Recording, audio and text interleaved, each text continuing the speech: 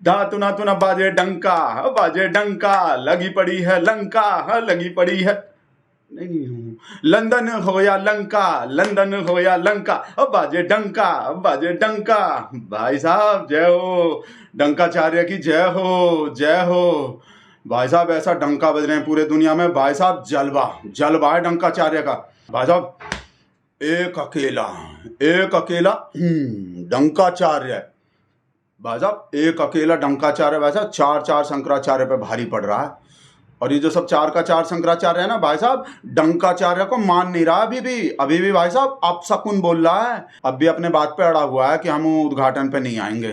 ये बहुत गलत हो रहे हैं। आधे अधूरे मंदिर का जो प्राण प्रतिष्ठा कर रहे हैं ना डंकाचार्य, बहुत गलत हो रहे हैं। हिंदू धर्म के मान्यता के हिसाब से नहीं हो रहे हैं। हम नहीं आएंगे।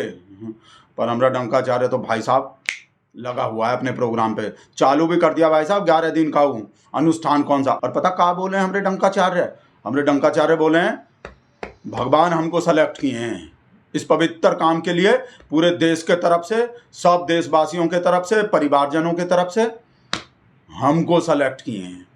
वीडियो देखो, नहीं ऑडियो देखो, नहीं ऑडियो सुनो भी देखो भी। प्रभु ने मुझे सभी भारतवासियों का प्रतिनिधित्व करने का निमित्त बनाया है, निमित्त मात्रम। देख लिए भाई साहब, सुन लिए भाई साहब। और कुछ दिन पहले हमने डंकाचार्य कहा बोले थे पार्लियामेंट में, याद है? ईश्वर ने ऐसे कई पवित्र काम के लिए मुझे चुना है। सुन लिए भाई साहब। भाई राम को तो हमने डंकाचार्य ही लाए हैं, ये शंकराचार्य थोड़ी लाए हैं।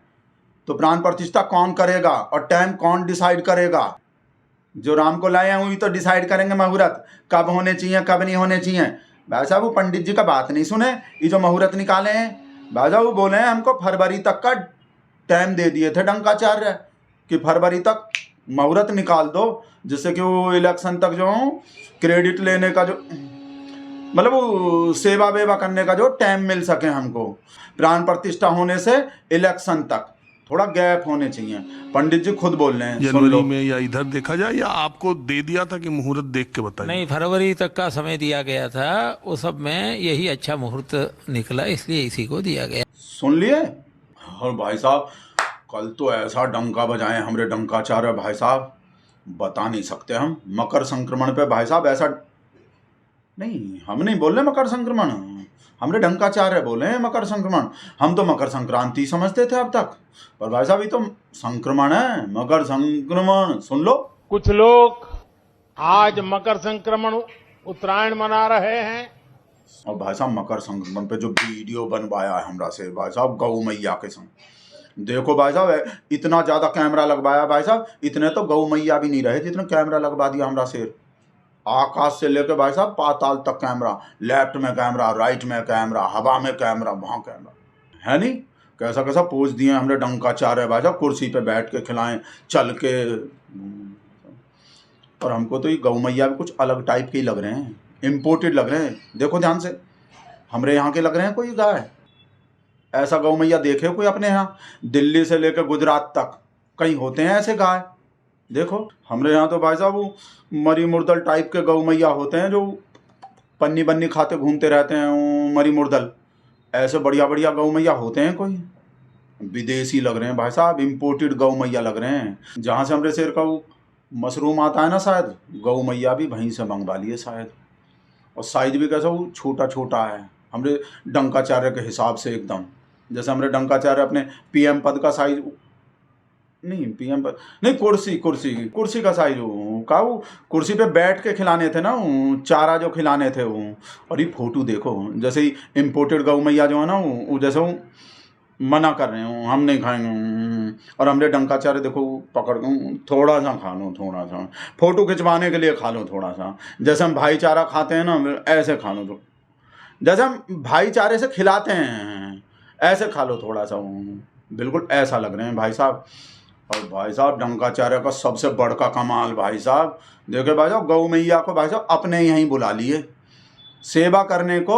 गौ मैया को मतलब जिसका सेवा करने थे उसके वहाँ नहीं गए, गौ मैया को ही अपने पास बुला लिए, आ जाओ हम तुम्हारा सेवा करेंगे, आ जाओ।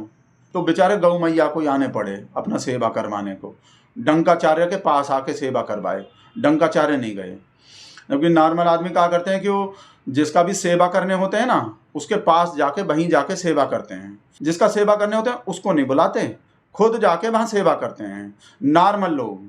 पर हमरे डंकाचार्य तो ऐसा थोड़ी करते हैं, हमरे डंकाचार्य अलग करते हैं। और भाई साहब जिस टाइम हमरे डंकाचार्य हरा चारा खिला रहे थे ना यहाँ, वो कांग्रेस के युवराज जो भाई साहब मणिपुर में जाके भाईचारा बढ़ा रहे हैं, वहाँ भारत जोड़ो न्याय यात्रा चला रहे हैं।